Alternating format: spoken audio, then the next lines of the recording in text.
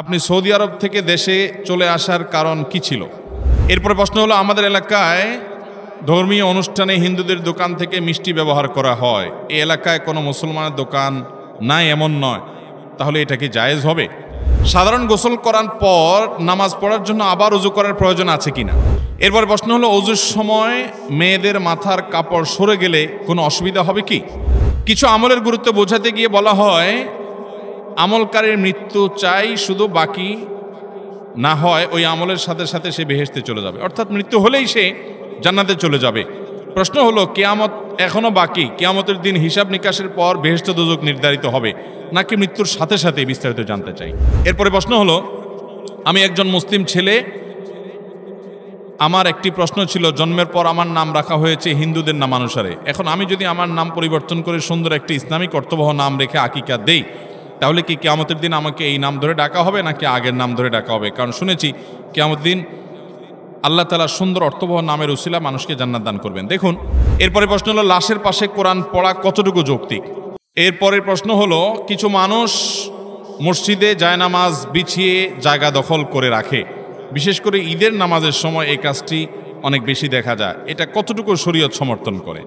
এরপরে প্রশ্ন হলো, আমি একটি মেয়ের পর্দা আর ঈমান দেখে ভালোবেসেছিলাম, কিন্তু আমার পরিবার তার দারিদ্রতার কারণে মানছে না। আমি যার সঙ্গে থাকবো সারা জীবন, তার কি ঈমান থাকা প্রয়োজন নাই, পর্দা থাকা প্রয়োজন নাই, নাকি তার সম্পদ থাকা প্রয়োজন? এরপরে প্রশ্ন হলো, মুসলমান কি কাজ করলে কাফের হয়ে যায়? এরপরে প্রশ্ন হলো, দেনমোহর পরিশোধ না করলে বিয়ে হয় না, এটা কি সঠিক? দেনমোহর পরিশোধ না করলে স্ত্রী নাকি হারাম হয়ে যায়? আমি বিয়ে করতে চাই, কিন্তু আমি মাদ্রাসায় পড়তেছি, পরিবারের অবস্থা ভালো নয়, বিয়ে করলে পড়াশোনা করতে পারবো না, আর বিয়ে করা ছাড়া থাকাটা অনেক কষ্ট হচ্ছে। আমি পড়াশোনা করতে চাই এবং এর থেকে বাঁচতে চাই, এখন আমি কি করব? আমার ঈমান আমল ঠিক রাখতে চাই। এরপর প্রশ্ন হলো, আমি আমার আম্মুকে ইসলামের দাওয়াত দেই, কিন্তু তিনি কিছুই মানতে চান না, তবে আমার প্রচুর খারাপ লাগে আর আমাকে অনেক কথা বলে, তবে আমি মাঝে মধ্যে রাগ করে অনেক কথা বলে ফেলি, এটার করণীয় কি? অনেক সময় মা বাবা ভুল পথে থাকে, সন্তানরা হেদায়েতের পথে আসে। বাংলাদেশে আলহামদুলিল্লাহ ঘরে ঘরে আজ এরকম দৃশ্য আমরা দেখি, যেটা খুবই আনন্দের, যে মা বাবার কপালে এখনো হেদায়েত আসে নাই, সন্তানকে আল্লাহ তাআলা হেদায়েত দিয়েছেন। আছে না নাই?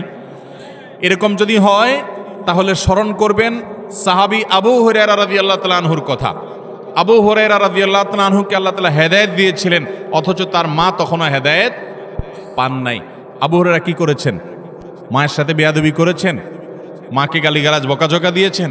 না, তিনি মাকে যেরকম হেদায়েতের জন্য দাওয়াত দিতেন, দাওয়াত দিলে মা তাকে মারধর করতেন। বয়স্ক ছেলে, বড় হয়ে গেছে, সেই ছেলেকে প্রহার করতেন, তারপরও তিনি মায়ের সাথে বেয়াদবি করতেন না। এরপরে নবীজির কাছে এসে বলতেন, ইয়া রাসূলুল্লাহ, আমার মার জন্য একটু হাত তোলেন, আপনি আল্লাহর কাছে একটু দোয়া করেন। নবীজি আল্লাহর কাছে দোয়া করে দিয়েছেন যে আল্লাহ আবু হুরায়রার মাকে হেদায়েত দান করেন। আবু হুরায়রা বাসায় গিয়ে দেখেন রাদিয়াল্লাহু তাআলা আনহু যে তার মাকে আল্লাহ তাআলা হেদায়েতের জন্য প্রস্তুত করে দিয়েছে, তিনি ঈমান এনেছেন। অতএব মা বাবাকে হেদায়েতের জন্য চোখের পানি ফেলবেন, দোয়া করবেন, অন্যদের মুরব্বীদের নেককারদের দোয়া চাইবেন, এবং সেই সাথে মা বাবাকে হিকমতের সাথে বিনয়ের সাথে দাওয়াত দিবেন। তারা যদি কটু কথা বলেও আপনি পাল্টা কটু কথা বলবেন না। মনে রাখবেন, মা বাবা এমন এক বিষয় যে আল্লাহ তাআলা বলেছেন, তারা যদি তোমাকে কুফরি করতে বলে, তোমার মা যদি তোমাকে 2 নম্বরই করতে বলে, খারাপ কাজ করতে বলে, আল্লাহর অবাধ্য হতে বলে, ফালা তুতি'হুমা, তাহলে মা বাবার সেই কথা মানবা না। ওয়াসাহিবহুমা ফিদ দুনিয়া মারুফা, কিন্তু দুনিয়াতে মা বাবার সাথে সুন্দরভাবে জীবনযাপন করবা। বিধায় মা বাবার সাথে বেয়াদবি কোনো যুক্তিতে করা যাবে না। এরপর প্রশ্ন, আমি বিয়ে করতে চাই, কিন্তু আমি মাদ্রাসায় পড়তেছি, পরিবারের অবস্থা ভালো নয়, বিয়ে করলে পড়াশোনা করতে পারবো না, আর বিয়ে করা ছাড়া থাকাটা অনেক কষ্ট হচ্ছে। আমি পড়াশোনা করতে চাই এবং এর থেকে বাঁচতে চাই, এখন আমি কি করব? আমার ঈমান আমল ঠিক রাখতে চাই। অনেক যুবকদের এই প্রশ্ন, কারণ যুবকদের চরিত্রকে ধ্বংস করার জন্য হাজার হাজার জাল বিছিয়ে রেখেছে শয়তান। আজ যুবকরা নিজেদের চরিত্র বাঁচাতে পারছে না, কঠিন হয়ে যাচ্ছে। যুবকদেরও করণীয় আছে। নাম্বার 1, হারামের জায়গাগুলো, ফিতনার জায়গাগুলো থেকে সরে আসতে হবে। আল্লাহ কোরআনে বলেছেন, ওয়ালা তাকরাবুজ জিনা, তোমরা জেনার কাছেও যেও, কারণ আল্লাহ জানেন এটা এমন একটা জায়গা, কাছে গেলে আর সে ফিরে আসাটা তার জন্য টাফ হবে। এজন্য কোনো মেয়ের সাথে প্রয়োজন ছাড়া ইনবক্সে গিয়ে ইটিশ পিটিশ আলাপ সালাপ, কেমন আছেন আপা, বাড়ি কোথায়, কি খাইছেন, কোন দেশে বাড়ি, কি পড়ালেখা করেন, এই বেহুদা আলাপ শুরু করবেন। এরপর আস্তে আস্তে শয়তান আপনাকে নিচে নামায় ফেলবে, কোথায় চলে গেছেন এরপর টেরও পাবেন না। আল্লাহ রাব্বুল আলামিন এমনি এমনি পর্দার বিধান দেন নাই। প্রথমে এক নজর দেখবেন, এরপরে জল্পনা কল্পনা করবেন, এরপরে একটু নম্বর নেবেন, ফেসবুক আইডি নেবেন, হাই হ্যালো হবে, আলাপ সালাপ হবে, এরপরে যেতে যেতে কোথায় চলে যাবেন, আপনার পড়াশোনা ধ্বংস হতে পারে, ক্যারিয়ার ধ্বংস হতে পারে, সব শেষ হতে পারে, মা বাবার অবাধ্য হতে পারেন, অসামাজিক হতে পারেন, আল্লাহর নাফরমান হতে পারেন, অনেক কিছু হয়ে যেতে পারে, পরে টেরও পাবেন না। এই জন্য আল্লাহ তাআলা বলেছেন আগে থেকে বাদ দাও। সেকুলার এবং ইসলাম এই দুইটা লাইফস্টাইলের মধ্যে পার্থক্য হলো, ইসলাম বলে আগে থেকে বাদ দাও, আর সেকুলার এই সিস্টেম বলে যে না, যার যা খুশি তা করো, যুবকরা যা খুশি তা দেখো, যা খুশি তা শুনো, সব আকাম কুকাম করো, আবার খবরদার কারোর উপরে চড়াও হইও না, নিজেকে নিয়ন্ত্রণ করো। How funny! এর চাইতে হাস্যকর আর কি হতে পারে? যুবকদের যৌবন নষ্ট হওয়ার জন্য যত ব্যবস্থা আছে সব রেখে দিবেন। বিজ্ঞাপন, চকলেটের পুরা বোর্ডের মধ্যে 5% জায়গা চকলেটের ছবি আছে, আর বাকি 30, 40, 50, 60, 70% জায়গা ধরে একজন বিবস্ত্র নারী। অ্যাডভার্টাইজ কি নারীর শরীরের না চকলেটের? চকলেটের জন্য মাত্র 5% জায়গা বরাদ্দ হইল, এটা কি চকলেটের বিজ্ঞাপন হলো? নারীকে অধিকার দেওয়ার নাম করে তাকে পণ্যে পরিণত করা হচ্ছে, পণ্যে পরিণত করা হচ্ছে। রিসিপশনে সুন্দরী কম বয়স্ক নারী, তাকে আবার নির্দিষ্ট ড্রেস কোড মেনে চলতে হবে, মানে খোলামেলা থাকতে হবে, সাফ কথা। এর মানে হলো ক্লায়েন্টরা তাকে দেখে আনন্দ পাবে, মজা নিবে, স্বাদ নিবে। একজন নারীর জন্য এটা সম্মানের না অপমানের? তাকে দেখে দেখে বাজে জল্পনা কল্পনা করবে। আপনি বলবেন না, জল্পনা কল্পনা সবাই করে না, সবাই আপনার মতো এরকম খারাপ না। ভাইরা আমার, এটা আমাদের সেকুলার বন্ধুদের খুব মজার একটা কথা। তারা এরকম খোলামেলা নারীর দিকে তাকায়, তাদের মনে কোনো বাজে চিন্তা আসে না। আল্লাহর জমিনে যদি ফেরেশতা থাকে তো আমাদের সেকুলার ভাইরা আছে, ওনাদের ভিতরে কোনো কামনা বাসনা বলতে কিছু জাগ্রত হয় না। আপনাদের হয়? ভাইরা আমার, আল্লাহ সৃষ্টি করেছেন এভাবে, বিধায় নিজের যৌবনকে হেফাজত করার জন্য জেনার জায়গাগুলো থেকে অনেক আগে থেকে বাদ দিতে হবে। চোখের হেফাজত করতে হবে, চোখের পর্দা করতে হবে। নারীরা তাদের সৌন্দর্যের পর্দা করবে, ছেলেরা তাদের চোখের পর্দা করবে, সমান্তরালভাবে চলবে। এক। দ্বিতীয় করণীয় হলো, যুবকরা খুব দ্রুততার সাথে উপার্জন শুরু করবেন। আমি যখন মাদ্রাসায় পড়ি, বয়স আমার অনেক কম, তখন থেকে আমি উপার্জন শুরু করি। উপার্জন অনেক আগে থেকে শুরু করবেন, বেকার বসে থাকবেন না। এই যে কিশোর গ্যাং তৈরি হচ্ছে, এই যে যুবকরা নানান বিপথে চলে যাচ্ছে, কুপথে চলে যাচ্ছে, বখাটে হচ্ছে, এগুলোর অন্যতম একটা কারণ হলো কোনো কাজকাম নেই। যদি কাজকাম থাকতো তো রাত 3টা বাজে ওই বিশ্বকাপ দেখার জন্য জেগে থেকে আশপাশে মিছিল বাইর করে মানুষের ঘুম হারাম করতো না। ওর সকাল 9টা বাজে ডিউটি থাকতো, ওরে টাকা দিয়া রশি দিয়া বেঁধেও কেউ বিশ্বকাপ খেলা দেখাতে পারতো না। যেহেতু কোনো কাজকাম নাই, বেকার, দেশে বেকারের সংখ্যা দিন দিন বাড়ছে, এই জন্য দেখবেন ফাউল কাজের সংখ্যাও দিন দিন। অতএব যুবকরা যারা বিয়ে করতে চান, যেখানে যাই এরকম একটা চিরকুট আমাদের ধরায় দেন, মুরব্বীদেরকে বোঝানোর জন্য, আপনাদেরকে তাড়াতাড়ি বিয়ে দেওয়ার জন্য। আপনারা নিজে টাকা পয়সা কামাই করা শুরু করেন না কেন? টাকা পয়সা কামাই করা শুরু করলে মেয়ের বাপরা এমনি টেনে ছুঁড়ে নিয়ে যাবে। নিজেরা টাকা পয়সা কামাই করবেন না, বাপের মাথার উপরে বসে বসে খাবেন, আবার বিয়ে করে আরেকটাকে আইনা খাওয়াইতে বলবেন। এটা কোন ধরনের কথা? অতএব দ্বিতীয় করণীয়, 1 নম্বর করণীয় হলো জেনার জায়গাগুলো থেকে বাঁচেন, তাহলে আপনি গুনাহ থেকে বাঁচতে পারবেন। দ্বিতীয় করণীয় হলো উপার্জন শুরু করে দেন বিসমিল্লাহ পড়ে। ছাত্র জীবনে উপার্জন করা যায়, তাহলে বেহুদা কাজ থেকে বাঁচতে পারবেন এবং স্ত্রীর ভরণ পোষণ মহরের ব্যবস্থা করতে পারবেন। বাপের মুখের দিকে সারা বছর তাকায় থাকতে হবে না ইনশাআল্লাহ। আর তৃতীয়ত, মুরব্বীদের দায়িত্ব। আমি সব জায়গায় বলি, বাবারা, চাচারা যারা আছেন, কান খাড়া করে শুনেন। আপনার সন্তান উপযুক্ত হওয়ার পর আর দেরি করবেন না। আপনি যদি তথাকথিত পায়ে দাঁড়ানোর নাম দিয়া ছেলেকে বুড়া বানায় ফেলান, 25, 30, 35 বয়স পর্যন্ত নিয়ে যান, তাহলে আপনার এই সন্তান তলে তলে যে জেনা, ব্যভিচার, মনের জেনা, চোখের জেনা লিপ্ত হবে, এর দায়ভার সে তো তারটা বহন করবে, আপনাকেও বহন করতে হবে। আমি প্রায় বলি, আমাদের বাপ চাচা মুরব্বীরা যারা আছেন, 70-এর ঘরে যাদের বয়স, 60-এর উপরে যাদের বয়স হয়ে গেছে, খোঁজ খবর নিয়ে দেখেন, ওনাদের বেশিরভাগ বিয়ে হয়ে গেছে খুব অল্প বয়সে। 20 বছর, 21 বছর, 22 বছর বয়সে বেশিরভাগ চাচারা বিয়ে করছে, খবর নেন, 90% তাই পাবেন। আপনাদের বাপেরা আপনাদেরকে বিয়ে দিয়েছে অনেক অল্প বয়সে, অথচ এত অল্প বয়সে বিয়ে না দিলেও চলতো। আপনাদের এত অল্প বয়সে বিয়ে না দিলেও চলতো, কারণ তখন এত ফিতনা ছিল। এখন যত ফিতনা বের হয়েছে, আপনার চাইতে আরো আর্লি আপনার ছেলেকে বিয়ে দেওয়া উচিত, আপনার মেয়েকে বিয়ে দেওয়া উচিত। বাবারা, আপনারা জানেন না পোলাপান এখন কোন গলি গলি ঘুরে, কোন চিপা চাপায় ঘুরে, আপনারা জানেনও না। আপনি শুধু মসজিদে যান, বাড়িতে আসেন, আর মনে করেন ছেলে আইসা লম্বা লম্বা সালাম দেয় ফেরেশতার মতো। এই ছেলে মেয়ে তারা হাজার হাজার ফিতনার হাতছানি তাদেরকে ডাকছে। তাদের চরিত্র বাঁচাবার জন্য তাদেরকে অবশ্যই উপযুক্ত হওয়ার পর আর বিলম্ব না করে বিয়ের ব্যবস্থা করুন।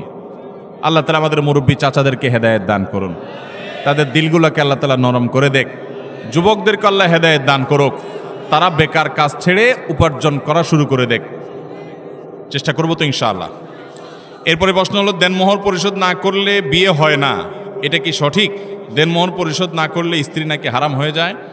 দেনমোহর এটা স্ত্রীর প্রাপ্য। আল্লাহ বলেছেন, ওয়া আতুন নিসা আস-সাদুকাতিহিন্না নিহলা, তোমরা স্ত্রীর মোহর পরিশোধ করো, এটা তাদের প্রাপ্য অধিকার, এটা দিতে হবে। যদি কেউ স্ত্রীর মোহর নগদ না দেয়, বাকিতে রাখে যে পরে দেব, বিয়ে হয়ে যাবে কিন্তু দিতে হবে, এটা সঠিক না। যে মোহর যদি না দেয় তাহলে জেনা হবে, মোহর না দিলে বিয়ে হবে না, এটা সঠিক না। তবে হ্যাঁ, এটা ঠিক যে মোহর যদি না দেয়, অনেক মানুষ আছে বিয়ে হয়ে গেছে 20, 30, 40 বছর বয়স হয়ে গেছে, এখনো বইয়ের মোহর দেয় নাই, আছে না নাই? খুব লজ্জার কথা, খুব লজ্জার কথা। আমাদের মহিলারা তাদের অধিকার সম্পর্কে, শরীয়ত ইসলাম তাদেরকে কত অধিকার দিয়েছে তারা জানে না। তারা যদি জানতো, আমাদের নাকে বড়শি লাগায় ঝুলাইতো। স্ত্রীর মোহর আপনি পরিশোধ করেন নাই, এটা তার পাওনা কি পাওনা না? আপনি তার কাছে দেনাদার। অতএব কথা নিচের দিকে তাকায় বলবেন, উপর দিকে না, কারণ আপনি তার কাছে কি দেনাদার। দেনাদারের মুখ বেশি উপরে উঠার কথা, নিচের দিকে তাকায় থাকবেন। এবং আমি প্রায় বলি, দরখাস্ত লিখবেন বইয়ের কাছে, যদি মনে হয় যে এত টাকা মোহর ধরছে মুরব্বীরা, যে এই টাকা দেওয়ার ক্ষমতা আমার নাই, কামাই করে 20-30 হাজার টাকা, মোহর ধরছে 20 লাখ টাকা, কেমনি দেব? কিন্তু ধরে ফেলছে, আপনি তখন রাজি হয়ে গেছেন, কাজ হয়ে গেছে, এখন আর কিছু করার নাই, দিতেই হবে। মরে যাবেন, এই বউ কিয়ামতের ময়দানে বলবে, চান্দু মোহর দিয়ে সামনে আগাও। কোনো রক্ষা হবে? শরীয়তের মাসআলা হলো, কেউ যদি মারা যায়, স্ত্রীর মোহর যদি পরিশোধ না করে, তার সম্পদ সহায় বিক্রি করে আগে বইয়ের মোহর, অন্যান্য পাওনাদারের পাওনা যেরকম দিবে, স্ত্রীর মোহরও আগে দিতে হবে। এরপরে থাকলে ছেলে মেয়েটা ভাগ বটরা হবে। এই জন্য পোলাপান নিজেরা নিজেদের মায়ের মোহর বাপের কাছ থেকে বুঝে নেওয়ার জন্য হেল্প করেন, না হলে মুরব্বী মারা যাওয়ার পরে কিন্তু আপনার ভাগে জুটবে না, সব আপনার মা মোহর হিসেবে পাবে। কথা কি বুঝাতে পারছি? যদি বইয়ের মোহর দিতে কষ্ট হয়, অনেক ধরে ফেলছেন, মানকা চিপায় পড়ে গেছেন, তখন কিছু বুঝেন নাই, রাজি হয়ে গেছেন, মুখ দিয়ে রুমাল দিয়ে বসারে দিছে, 10 লাখ 20 লাখ ধরছে, হো হো করে রাজি হয়ে গেছেন, এখন তো ফাইসা গেছেন, দিতে হবে, কি করবেন? এবার বইয়ের কাছে মোহর লেখেন, দরখাস্ত লেখেন, বরাবর বরাবর সম্মানিতা স্ত্রী বিষয় মোহর কমিয়ে দেওয়ার আবেদনপত্র, যথাবিহিত সম্মান প্রদর্শনপূর্বক নিবেদন এই যে, আমি আপনার অবাগা হতবাগা কপাল পড়া স্বামী, আমি একজন ফকির মিসকিন গরিব মানুষ, আমার যে মোহর ধার্য করা হইয়াছে 10, 20, 30 লাখ টাকা, ইহা দেওয়ার ক্ষমতা, পরিশোধ করার ক্ষমতা আমার নাই। অতএব জনাবার সমীপে নিবেদন এই যে, মোহরের টাকা কমাইয়া আমাকে বাধিত করবেন, বিনীত আপনার হতবাগা স্বামী। এভাবে দরখাস্ত লেখা বউয়ের কাছে মাপটাপ চায়া, যদি বউ আপনারে মাফ করে তো আল্লাহ বলেছেন, ফাকুলু হানি আম্মারিয়া, তিনি যদি ছাড় দেন, ঠিক আছে যাও 50% ছাড় দিলাম, বাকিটা নিয়ে আসো, তাহলে ছাড় হবে। বইয়ের মোহর সব পরিশোধ করছেন, বিয়ে করছেন, মোহর পাই পাই করে পরিপূর্ণ পরিশোধ করছেন, যারা হাত তোলেন দেখি, মিথ্যা তো হাত তুলবেন না। এই যুবক বিয়েই তো করে নাই, পিচ্ছি হাত তুলে দাঁড়ায় আছে, দেখেন কয়টা হাত তুলছে, দেখছেন? নামান, তার মানে বাকিরা হাত মোহর দেন নাই বইয়ের। মোহর দিবেন তো ইনশাআল্লাহ? স্ত্রীর মোহর স্ত্রীকে দিয়ে দিবেন। আমার দেশে মেয়েরা সোজা সরল, মোহর দিতে গেলে স্ত্রী বলবে, কি ব্যাপার, তুমি আমাকে মোহর দিচ্ছ কেন, সম্পর্ক কি শেষ নাকি? মহিলারা তো বুঝে না, অথচ মোহর তো বিয়ের শুরুতেই দেওয়ার কথা, ঠিক না বে ঠিক? আমাদের দেশে মোহর দেয় হলো তালাক হলে। মোহর দেয় কখন? এটা কেমন কথা? মোহর সাথে তালাকের সম্পর্ক নেই, মোহর সাথে বিয়ের সম্পর্ক। মোহর দেওয়ার কথা কখন? বিয়ের সময়। আমাদের মেয়েরা যদি নবী করিম সাল্লাল্লাহু আলাইহি ওয়াসাল্লাম মেয়ে ফাতেমার মতো সচেতন হতো, শরীয়তের মাসআলা জানতো, তো আমাদের কপালে দুঃখই ছিল। ফাতেমা রাদিয়াল্লাহু তাআলা আনহা, তার সাথে যখন আলী রাদিয়াল্লাহু তাআলার বিয়ে ঠিক হয়, উনি নিজে নবী সাল্লাল্লাহু আলাইহি ওয়াসাল্লামের কাছে আর্গুমেন্ট করেছেন যে আমার মোহর অগ্রিম চাই, আগে পরিশোধ করে দিতে হবে। সাফ সাফ কথা। আজকাল যদি কোনো মেয়ে এরকম চায়, ছেলেরা বলবে ওরে বাবা রে, এই ডাইনির সাথে ঘর কেমনে করব? অথচ এটা তার অধিকার, তার চাওয়ার রাইট আছে। আমাদের দেশে যত জমি জমা আছে, যারা দলিল ঘাটাঘাটি করেন, 100টা দলিল ঘাটাঘাটি করলে কয়টা দলিলে মেয়ে মালিকের নাম পাবেন জমিতে? তার মানে বোনদের ফুফুদের কোনো অধিকার দেশে দেওয়া হাতে গোনা কিছু মানুষ ছাড়া। আল্লাহ আমাদেরকে মেয়েদের অধিকার আদায় করার তৌফিক দান করুন। তাহলে দেনমোহর না দিলে বিয়ে হয়ে যাবে, জেনা হবে না, ঠিক আছে, কিন্তু সেটা পরিশোধ করতে হবে, না হলে আপনি আল্লাহর কাছে দায়ী থাকবেন এবং আপনার এটার জন্য প্রায়শ্চিত্ত করতে হবে। এরপরে প্রশ্ন হলো, মুসলমান কি কাজ করলে কাফের হয়ে যায়? মুসলমান সে যদি ইসলামের কোনো বিষয়কে অস্বীকার করে, আল্লাহর কোনো বিধানকে নিয়ে তাচ্ছিল্য করে, ব্যঙ্গ করে, তখন সে কি হয়? কাফের হয়ে যায়। তখন সে ইসলাম থেকে খারিজ হয়ে যায়। আল্লাহর কোনো একটা বিধান আছে, সে বলে না এটা আমার কাছে যৌক্তিক মনে হয় না। আল্লাহর বলে কোনো নির্দেশ দিয়েছে, সেটা নিয়ে তাচ্ছিল্য করে। অনেক সময় দেখবেন যুবকরা নিজের কোনো এক বন্ধু দাড়ি রেখেছে, আপনি দাড়ি রাখেন নাই, আপনি দাড়ি না রাখার কারণে আপনি গুনাহগার হবেন, কাফের হবেন না। কিন্তু কেউ দাড়ি রেখেছে, তার দাড়িকে অপমান করে, অপদস্থ করে, তাচ্ছিল্য করে কোনো কথা বললেন, সাথে সাথে কি হবে? ঈমান চলে। এটা খুব ডেঞ্জারাস একটা বিষয়। কেউ যদি মনে করে আল্লাহর বিধান এখন আর অচল, এখন অন্যটা সচল, তাহলে সে ইসলাম থেকে খারিজ হয়ে যাবে। ঈমান ভঙ্গের অনেকগুলো গুরুত্বপূর্ণ দিক আছে। আল্লাহর ইবাদত করতে হয়, সিজদা আল্লাহকে করতে হয়। কেউ গিয়ে কোনো মাজারে কোনো পীরকে সিজদা করছে, সেও ইসলাম থেকে খারিজ হয়ে যাবে, মুশরিক হয়ে যাবে। বিদা ভাইরা আমার, এই সমস্ত বিষয়গুলো ঈমান থেকে মানুষকে খারিজ করে দেয়।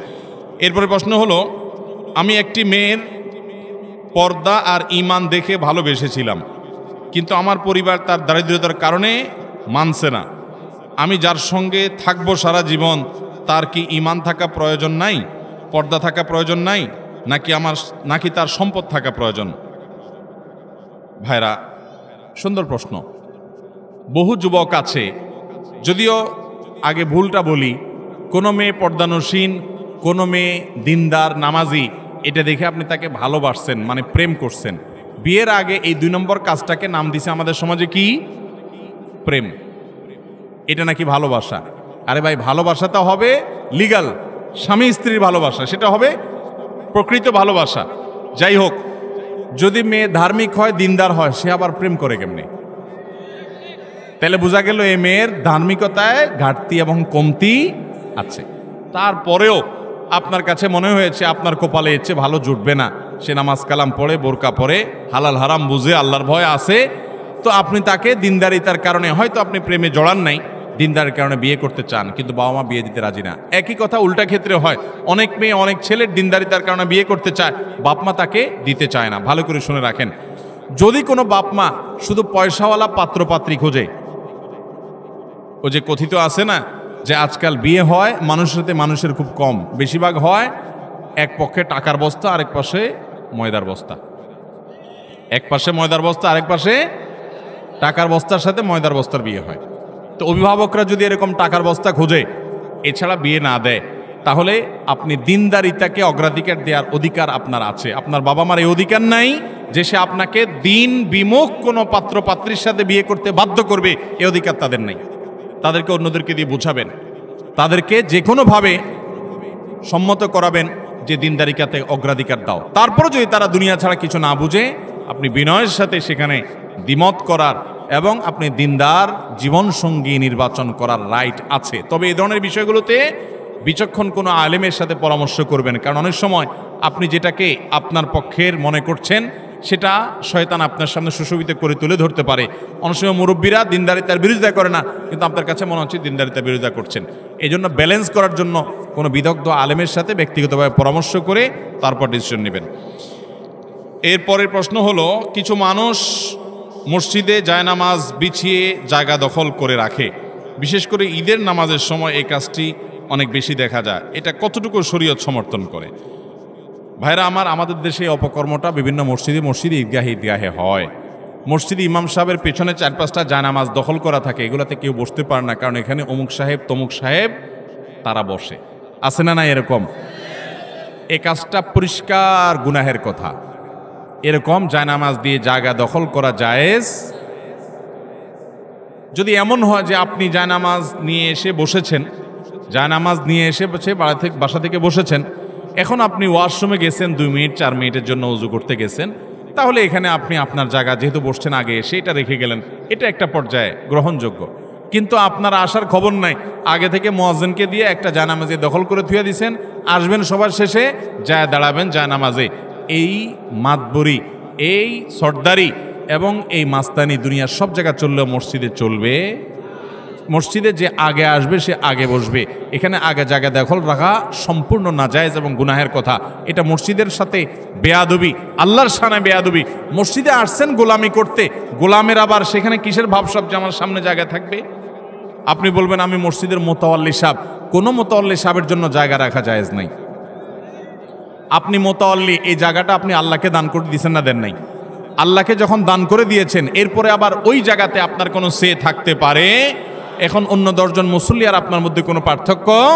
এরপরে যে আপনার ভাবসাব আর খবরদারি সেখানে জাহির করতে চান, তাহলে বুঝতে হবে যে আপনার দান ভালো করে হয় নাই। আপনি আগে আসবেন আগে বসবেন, পরে আসবেন পরে বসবেন। কোনো মানুষকে বাধাগ্রস্ত করে ইমাম সাহেবের পিছনে 5-7টা 10টা জায়নামাজ রাখে, এটা জাহিলি যুগের, আইয়ামে জাহিলি যুগের মানুষের বর্বরতা। এটা কোনো সভ্যতা নয়, এটা শরীয়তে কখনো জায়েজ হতে পারে। কোনো আলেম এটাকে জায়েজ বলার কোনো সুযোগ নেই। আল্লাহ আমাদের মুরব্বীদেরকে হেদায়েত দান করুন। তারা আগে আসলে আগে বসবেন, পরে আসলে পিছনে বসবেন। মসজিদে এসে জুমার দিনে যদি মানুষের কাঁধ ডিঙ্গায় ডিঙ্গায় সামনে যায়, নবী করিম সাল্লাল্লাহু আলাইহি সাল্লাম জাহান্নামের ব্রিজ অতিক্রম করে জাহান্নামে যাওয়ার সাথে তুলনা করেছেন। অতএব এই কাজটা কখনো করা যাবে? মসজিদের ইমাম সাহেব, মুয়াজ্জিন সাহেবরা মুরব্বীদেরকে বিনয়ের সাথে বুঝাবেন এবং তাদেরকে আহ্বান করবেন যে আমরা মসজিদে আল্লাহর গোলামি করতে আসছি, গোলামি করতে এসে আবার কোনো ভাবসাব থাকা উচিত না। এরপরে প্রশ্ন হলো, লাশের পাশে কোরআন পড়া কতটুকু যৌক্তিক? লাশের পাশে কিসের কোরআন পড়া ভাই? কোরআন তো জীবিত মানুষকে শোনাবার জন্য, হয় নিজে তেলাওয়াত করবেন, নিজে বুঝবেন, পড়বেন, আমল করবেন, সওয়াব নেবেন, অথবা আপনি যদি শুনাইতে চান কোনো জীবিত মানুষকে শুনাইতে পারবেন। একজন মানুষ মারা গেছেন, তাকে আর শোনানোর ক্ষমতা আপনার। অতএব লাশের পাশে চারপাশ ঘিরে ধরে কোরআন তেলাওয়াত করা, মাদ্রাসার ছেলেদেরকে ডেকে এনে ভাড়া করে টাকা পয়সা দিয়ে কোরআন খতম করার যে রেওয়াজ আমাদের সমাজে প্রচলিত আছে, এটা নবী আলাইহিস সালামের আদর্শ না। মানুষ মারা গেছে, যত দ্রুততার সাথে সম্ভব তার গোসল দিয়ে দাফন কাফন করে তাকে কবরস্থ করতে হবে, এটাই হলো নির্দেশনা। আর তার জন্য দোয়া করবেন, দান সাদেকা করবেন, নেক আমল করবেন, ইসালে সওয়াব করবেন, সেটা ভিন্ন কথা। কিন্তু লাশের পাশে বসে কোরআন পড়ার বিশেষ কোনো বৈশিষ্ট্য নাই।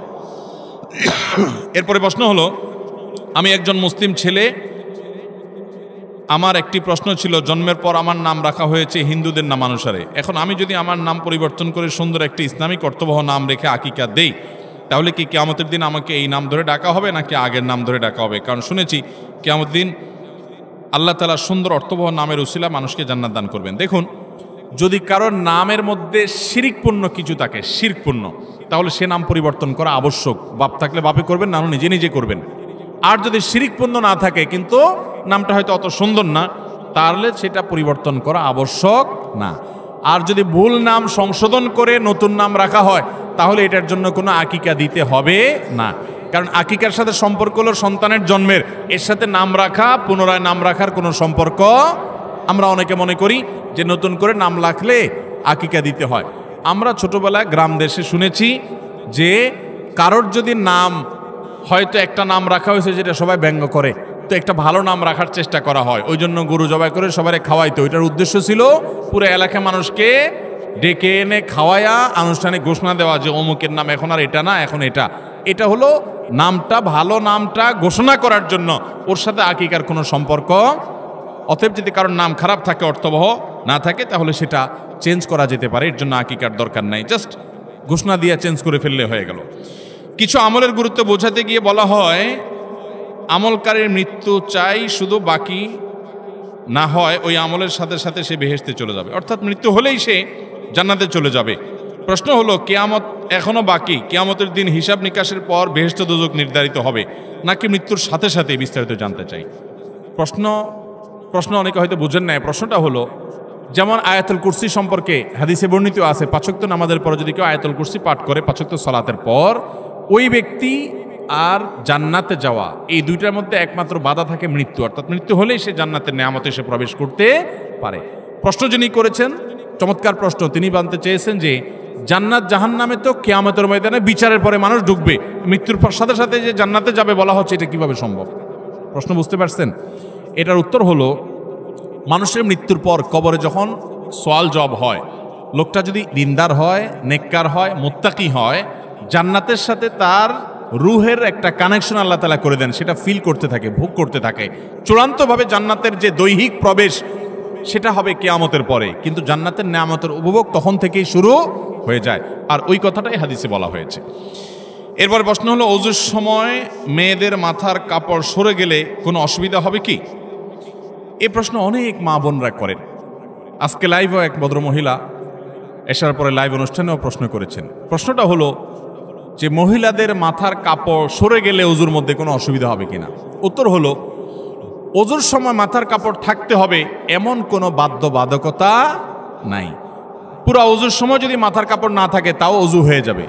দেখতে হবে যে কোনো গায়রে মাহরাম পুরুষ তাকে দেখছে কিনা। কোনো গায়রে মাহরাম পুরুষ নয়, বাসায় এখানে বাপ ভাই আছেন, স্বামী আছেন, সন্তান আছেন, তাদের সামনে তিনি ওযু করছেন বা অন্য নারীর সামনে ওযু করছেন বা একা একা ওযু করছেন, মাথায় কাপড় যদি টোটাল পুরো ওযুতে একবারও না থাকে তাতে কোনো অসুবিধা। আমরা সময় যেখানে জায়গা মাথা কাপড়ের সেটা দিই না, যেখানে মাথা কাপড় যাওয়ার দরকার নেই সেখানে মাথা কাপড় নিয়ে টানাটানি করি। আজানের সময় অনেক মহিলা মনে করে যে ঘরে আছে একা একা কেউ নাই, তারপরও আজান শুরু হয়ে গেছে তাড়াতাড়ি মাথা কাপড় দেওয়া শুরু করে, আছে না নাই? এখানে মাথা কাপড় দেওয়া জরুরি না তো, যদি কোনো গায়রে মাহরাম পুরুষ থাকে তখন আজান না হলেও মাথা কাপড় দিতে হবে। আর যদি কোনো গায়রে মাহরাম পুরুষ না থাকে সেখানে আপনার জন্য মাথা কাপড় দেওয়া জরুরি, আপনি রিল্যাক্সে থাকতে পারেন, মাথা কাপড় দিতেও পারেন, নিচেও থাকতে পারে। এখন কথা হলো ওযু। ওযু করার সময় আপনি যখন মুখ ধোবেন একেবারে চুলের গোড়া পর্যন্ত পানি যেতে হবে, এই কানের লতি পর্যন্ত পানি যেতে হবে, তাহলে এই জায়গাগুলোতে পানি পৌঁছানোর জন্য মাথায় কাপড় থাকলে অনেক সময় ভিজে যাবে, এই জন্য সরাই নিয়ে আপনি ভালো করে ধুলেন, অবশ্যই জায়েজ আছে। আবার যখন মাথা মাসা করবেন, ভিজে হাত যখন উপর দিয়ে দিবেন, অনেক সময় কাপড় ভিজতে পারে, জন্য কাপড় সরাই দিয়ে আপনি পুরো মাথা মাসে করলেন, অসুবিধা নেই। তাহলে খোলাসা এবং সারাংশ কথা হলো, ওযুতে মেয়েদের মাথা কাপড় দিয়েই ওযু করতে হবে এমন কোনো বাধ্যবাধকতা, মাথা কাপড় রেখে যদি ওযু করতে পারেন ওকে, আর যদি সরেও যায় তাতে কোনো অসুবিধা নেই।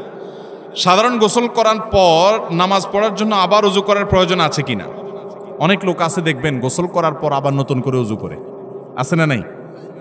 গোসল শেষ উনি আবার বিসমিল্লাহ পড়ে ওযু শুরু করছে। এটা একটা নিষ্প্রয়োজনীয় কাজ, কোনো দরকারি কাজ না, বেদরকারি কাজ।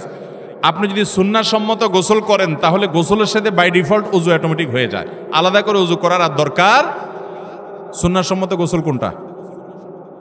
আপনি গোসলের জন্য যখন ওয়াশরুমে ঢুকলেন, প্রথম কাজ হবে শরীরে বা কাপড়ে কোনো জায়গায় নাপাক থাকলে সেই নাপাকটাকে ডলে আগে ধুয়ে ফেলেন, ভালো করে ডলে পরিষ্কার করে ফেলছেন, আলহামদুলিল্লাহ, প্রথম কাজ শেষ। এরপর দ্বিতীয় কাজ কি? এবার 2 হাতের কবজি ভালো করে ধুয়ে কুলি করেন, নাকে পানি দেন, মুখ ধোন 3 বার, হাতের কনুই পর্যন্ত 3 বার ধোন, দুনো হাত, মাথা মাসা করেন। ওযুর সব কাজগুলো শেষ, শুধু একটা বাকি আছে, পা ধোয়া। পা ধোয়াটা থাকুক বাকি। এবার আপনি মাথায়, কাঁধে, শরীরে পানি ঢেলে গোসল করেন। ওয়াশরুম থেকে বের হওয়ার সময় 2 পা একেবারে ইয়া পর্যন্ত, টাকনু পর্যন্ত ধুয়ে এরপর আপনি বের হয়ে চলে যান। তাহলে ওযু এবং গোসল একসাথে হয়ে গেছে, আলাদা ওযু করার দরকার নাই। অনেকে এরপরে আবার আলাদা ওযু করতে চায়, এটা একরকম বলতে পারেন বিনা প্রয়োজনে কষ্ট। এরপরে প্রশ্ন হলো, আমাদের এলাকায় ধর্মীয় অনুষ্ঠানে হিন্দুদের দোকান থেকে মিষ্টি ব্যবহার করা হয়, এই এলাকায় কোনো মুসলমানের দোকান নাই এমন নয়, তাহলে এটা কি জায়েজ হবে? দেখুন, কোনো খাবার হিন্দুর দোকান থেকে কিনলে হারাম হয়ে যাবে ব্যাপারটা কিন্তু সেরকম না। দেখতে হবে যে খাবারটা পাক কিনা। যদি কোনো হিন্দু খাবারের মধ্যে কোনো নাপাক মেশায় তাহলে সেটা নাপাক হবে, যার কারণে এটা খাওয়া হালাল হবে না, কেনা হালাল হবে। আবার কোনো মুসলমানও যদি একই কাজ করে সেটাও কি হবে? হারাম হবে, সেটা কেনা জায়েজ হবে। তবে এটা ঠিক যে আপনি সন্দেহপূর্ণ মনে হলে সেটা অ্যাভয়েড করে, যেটা সন্দেহপূর্ণ নয় সেটাকে অগ্রাধিকার দিবেন। যদি মনে হয় যে এখানে সন্দেহ আছে হারাম মেশানোর, নাপাক মেশানোর, তাহলে সেটা অ্যাভয়েড করবেন। বাট এটা জরুরি না। হিন্দুদের সাথে কেনা বেচা করা জায়েজ আছে না নাই? খ্রিস্টানদের সাথে কেনা বেচা করা জায়েজ আছে না নাই? সাহাবা একরাম করেছেন, নবী সাল্লাল্লাহু আলাইহি ওয়াসাল্লাম করেছেন, তাদের সাথে সাধারণ সকল লেনদেন করা ইসলামে জায়েজ আছে। এরপরে প্রশ্ন হলো, আপনি সৌদি আরব থেকে দেশে চলে আসার কারণ কি ছিল? এটা কোনো প্রশ্ন হলো?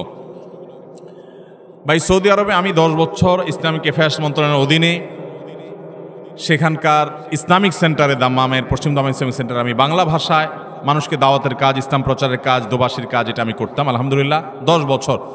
ডক্টর খন্দকার আবদুল্লাহ জাহাঙ্গীর রহমাউল্লাহর সাথে যখন দুবাইতে সাক্ষাৎ হয় পিস টিভির প্রোগ্রাম রেকর্ডিংয়ে, তখন আমি তার সাথে পরামর্শ করি যে 10 বছর তো হয়ে গেল, এখন আমার কি করা উচিত? তিনি বললেন আপনার দেশে ফিরে যাওয়া উচিত। এরকমটি তিনি আমাকে আভাস দিলেন এবং বললেন যে আমি নিজেও সৌদি আরবের রিয়াদে আল ইমাম ইউনিভার্সিটিতে সর্বোচ্চ ডিগ্রি পিএইচডি আমি সেখান থেকে অর্জন করি এবং বর্তমান সৌদি বাদশার হাতে, তখনকার তিনি রিয়াদের প্রিন্স কিং ছিলেন, রিয়াদের গভর্নর ছিলেন, তার হাতে তিনি বললেন যে আমি গোল্ড মেডেল পাই, সর্বোচ্চ সম্মাননা পাই, সর্বোচ্চ ছাত্রের শিক্ষার্থীর যোগ্য শিক্ষার্থীর সার্টিফিকেট পাই, কিন্তু এরপরেও আমি আমার মাতৃভূমিতে ফিরে এসেছি এখানকার মানুষের মাঝে দাওয়াতি কাজ, সামাজিক কাজ, সেবামূলক কাজ করবার জন্য। তখন আমি স্যারের এই কথা থেকে বুঝলাম যে উনিও আমাকে উৎসাহ দিচ্ছেন দেশে ফিরে আসার জন্য। তখন আমরা সিদ্ধান্ত নিয়ে পারিবারিকভাবে চলে আসার পরিকল্পনা করি। আলহামদুলিল্লাহ আমাদের সহকর্মীরা অনেকে এখনও আছেন, অনেকে আরও থাকবেন, সেখানে লাক্সারিয়াস লাইফ লিড করার সুযোগ আছে। কিন্তু দেশে কাজ করা এটা নানা দিক থেকে চ্যালেঞ্জিং, অনেকটা আসতে হয় সম্পূর্ণ শঙ্কার মধ্যে, কিন্তু আল্লাহর পরে ভরসা করে চলে আসতে হয়। আমাদের অনেক তরুণ ভাইয়েরা আছেন যারা আমেরিকাতে যাওয়ার জন্য, ইউরোপে যাওয়ার জন্য, কানাডাতে, জার্মানিতে, বিভিন্ন দেশে একটু হালুয়া, রুটি, পনির, বার্গার খাওয়ার জন্য, পিজা খাওয়ার জন্য, সুন্দর পরিবেশে থাকার জন্য সিরিয়াল ধরে কিভাবে সেখানে যাবেন। সেখানে যান শিক্ষা অর্জন করার জন্য, শিক্ষা শেষ নিজের দেশে ফিরে আসেন, এদেশকে গড়ে তোলেন, এদেশকে কিছু দেন। আমি জানি এদেশকে দেওয়া এত সোজা না, এদেশকে দিতে গেলে আপনাকে বরং উল্টা আরও অনেক কিছু সহ্য করতে হবে। সৎভাবে চলতে গেলে এদেশে অনেক বাধা হয় জানি, এরপরেও দিন শেষে দেশটা আমার, আমি এদেশের মানুষ, আমার যোগ্যতা অনুযায়ী এদেশকে আমাকে দিতে হবে। আমি আরেক জায়গায় গেলে সুখে থাকলাম, এটা কোনো আদর্শ মানুষের লাইফ হতে পারে। হ্যাঁ, কেউ যদি সেখানে দাওয়াতের উদ্দেশ্যে থাকে, ইসলাম প্রচারের জন্য থাকে, দেশের কল্যাণে, মানুষের কল্যাণে থাকে ভিন্ন কথা। অনেকে আছে পশ্চিমা দুনিয়াতে যে দেশে যা জমি জমা ছিল, ভিটাবাড়ি ছিল, এগুলো বিক্রি করে নিয়ে ওখানে ঘরবাড়ি জমায়, আছে না নাই? খুবই দুঃখজনক কথা। অমুসলিম প্রধান এলাকায় বিশেষ করে যদি আপনি বসবাস করেন, আপনি নিশ্চিত থাকতে পারেন আপনি কষ্টে মষ্টে ইসলামের উপরে থাকলেও আপনার জেনারেশন ইসলামের উপরে থাকবে না, তারা বেঈমান হয়ে যাবে। কারণ অমুসলিমদের প্রভাবে, ভিন্ন ধর্মের মানুষের প্রভাবে তারা প্রভাবিত হবে। একটা জেনারেশন হয়তো আপনার ছেলে মেয়েকে আপনি বাঁচায় রাখতে পারবেন, কিন্তু তারপরের জেনারেশন আর টিকায় রাখতে পারবেন, এবং এর জন্য আল্লাহর কাছে আপনাকে জবাবদিহি করতে হবে। এই জন্য নবী সাল্লাল্লাহু আলাইহি ওয়াসাল্লাম বলেছেন, লা তুসাকিনুল মুশরিকিনা ওয়া লা তুজামিউহুম ফামান সাকানাহুম আও জামাআহুম ফালাইসা মিন্না ফালাইসু মিন্না ওয়ালাস্তু মিনহুম। নবী সাল্লাল্লাহু আলাইহি ওয়াসাল্লাম বলেছেন, কেউ যদি অমুসলিমদের মাঝে গিয়ে বসবাস করে একটু সুখে জীবনযাপন করার জন্য, শুধু দিনই কোনো মাকসাদ নাই, তাহলে সে আমার উম্মত না, নবী সাল্লাল্লাহু আলাইহি ওয়াসাল্লাম বলেছেন। বিধায় আমরা আমাদের তরুণ ভাইদেরকে বলবো, আসুন নিজ নিজ জায়গা থেকে দেশ গড়ি, নিজেকে গড়ি, দেশকে, দেশের মানুষকে, প্রিয়জনকে, আত্মীয় স্বজনকে ভালো করার জন্য, উন্নত করার জন্য সুন্দর পথে আহ্বান করি, নিজেকে নিয়োজিত করি। নিজের সুখের চিন্তা করে বাইরে চলে যাওয়া এটা স্বার্থপরতা ছাড়া আর কিছুই নয়। তো আমার চলে আসার পেছনে আবদুল্লাহ জাহাঙ্গীর রহমাল্লাহর ওই কথাটি বড় বেশি ভূমিকা ছিল। স্যার বলেছেন, আমি রিয়াদে অনেক ভালো অবস্থানে থাকার সুযোগ আমার ছিল, কিন্তু আমি নানান আশঙ্কা মাথায় নিয়ে দেশে ফিরে এসেছি। আলহামদুলিল্লাহ আল্লাহ তাআলা তাকে অনেক কাজ করার তৌফিক দিয়েছেন। তিনি ইসলাম বিশ্ববিদ্যালয় কুষ্টিয়ার প্রফেসরি করেছেন, অনেক বই পুস্তক লিখেছেন, চলে গেছেন দুনিয়া থেকে, কয়েক বছর হয়ে গেছে, আজও পর্যন্ত বাংলাদেশে তিনি মানুষের অন্তরে অন্তরে বেঁচে আছেন। আল্লাহ রাব্বুল আলামিন স্যার রাহিমাহুল্লাহর মতো উন্নত আখলাক আমাদেরকে সবাইকে দান করুন। আমি 2004-05 সনের দিকে ঢাকার এক মসজিদে আমি যখন নামাজ পড়াই, এক ভদ্রলোক সরকারি বড় একজন কর্মকর্তা ছিলেন। তিনি কয়দিন পরপরই তার জমি জমা দান করেন, অমুকটা অমুক গরিব মানুষকে দিয়ে দেন, মাদ্রাসায় দিয়ে দেন, মসজিদে দিয়ে দেন, অনেক বেশি একসাথে দিয়ে দেন। উনি আমার কাছে একবার এসে বললেন, হুজুর ছেলে মেয়েরা তো পারলে আমাকে মারে। আমি বললাম, সমস্যা কি? বলে যে সমস্যা হলো এত বেশি দান করি, একটা জায়গা পাইছি, এটা একজনকে দিয়ে দিছি, ওইটা একটা মাদ্রাসাকে দিয়ে দিছি, ওইটা একটা এতিমখানাকে দিয়ে দিছি। এগুলো দেখে আমার সন্তানরা বলে মানুষ তো দান করে, তাই বলে গোটা জমি ধরে এইভাবে দেয়, তাহলে তো আমরা রাস্তা বিক্রি হয়ে যাবে কদিন পরে। তাই আমি বললাম, ছেলেরা তো ঠিকই বলছে, আপনাকে এত বেশি দান করতে কে বলছে? দানের তো একটা সীমা আছে। নবী করিম সাল্লাল্লাহু আলাইহি ওয়াসাল্লাম বলেছেন, তুমি এত বেশি দান করে থুয়ে যাও না যে সব দান করে থুয়ে গেলা আর তোমার সন্তানরা পরে মানুষের কাছে হাত পাতলো, তাদের জন্য কিছু রেখে যাওয়া এটা নবী সাল্লাল্লাহু আলাইহি ওয়াসাল্লামের আদর্শ। আপনি দানও করেন, তাদের জন্য কিছু রেখে যান, এটা তো ঠিক। তখন ভদ্রলোক আমাকে বলল, হুজুর আপনিও আমার দুঃখটা বুঝলেন না। বললাম, বলেন না দুঃখ কি আপনার? বলেন যে দুঃখ হলো ভাই, সরকারি চাকরি করেছি, অল্প কিছু বেতন পাইছি, এই বেতনের টাকায় সংসার এবং ছেলে মেয়েদের পড়ালেখার খরচ চালাইতেই কষ্ট হইতো। আমার যত জমি জমা আছে, যত অ্যাসেট আছে, এর বেশিরভাগই হলো 2 নম্বর টাকা। এখন ছেলেদেরকে তো আর এটা বলতে পারি না, মেয়েদেরকে তো এটা বলতে পারি না, সব চুরি ডাকাতির টাকা, সব টিন চুরি গম চুরির টাকা, ত্রাণের টাকা চুরির টাকা, এটা টাকা সেটা টাকা, এগুলো করে করে আমি এগুলো করছি। এখন যখন আমার মধ্যে এই বোধ জাগ্রত হয়েছে যে এটা আমার জন্য হারাম এবং আল্লাহর কাছে আমার এর জন্য জবাবদিহি করতে হবে, সেজন্য আমি প্রায়শ্চিত্ত করতে চাই। মালিক খুঁজে খুঁজে এখন আর দেওয়া সম্ভব না, কোথায় চাকরি করছি, কার কাছ থেকে ঘুষ খাইছি, কারে কোথায় খুঁজে পাবো, এই জন্য এখন দিয়ে দিয়ে আমি মুক্ত হতে চাচ্ছি, কিন্তু সন্তানরা রাজি না। ভাইরা আমার, মৃত্যুর আগে আগে প্রতিটা হারাম টাকা হয় মালিককে, আর মালিককে দেওয়া সম্ভব না হলে, খুঁজে পাওয়া না গেলে গরিব দুঃখীকে দান করবেন, ওই মালিককে সওয়াবের নিয়তে, নিজে সওয়াবের নিয়ত করা ছাড়া, তাহলে ইনশাআল্লাহ দায়মুক্ত হতে পারবেন। অতএব মালিককে যদি না পান বা দেওয়া না যায় একান্ত, তাহলে অন্য কোনো গরিব দুঃখীকে দান করবেন, ওই মালিকের তরফ থেকে তাকে সওয়াব দেওয়ার উদ্দেশ্যে। ইনশাআল্লাহ আল্লাহ তাআলা আপনাকে দায়মুক্ত করবেন। ভাইরা আমার, আমরা আর দীর্ঘায়িত করতে চাই না, কারণ রাত কম হয়নি, আমাদেরকে আবার ফজর নামাজ পড়তে হবে। আমরা এই দীর্ঘ সময় অনেকগুলো কথা শুনেছি। আল্লাহ রাব্বুল আলামিন যা শুনেছি, যা জেনেছি, সেগুলো অনুযায়ী আমাদের সবাইকে আমল করার তৌফিক দান করুন।